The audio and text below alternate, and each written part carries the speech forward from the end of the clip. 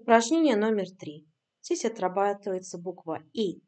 Она может читаться как «эй». Кстати говоря, вот здесь вот две точки стоят. В основном очень часто репетиторы говорят, что это долгий звук. Это не совсем так.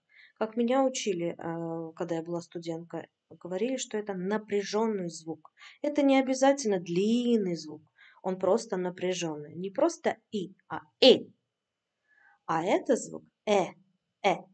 В английском языке вот этот звук не такой, как вот этот открытый рот да, как лягушка квакает, этот звук называется лягушка, у нее широко рот открыт, а это рот полузакрыт, э, чуть-чуть открыт рот. Итак, читаем сначала напряженный звук we, me, be, he, she, pit.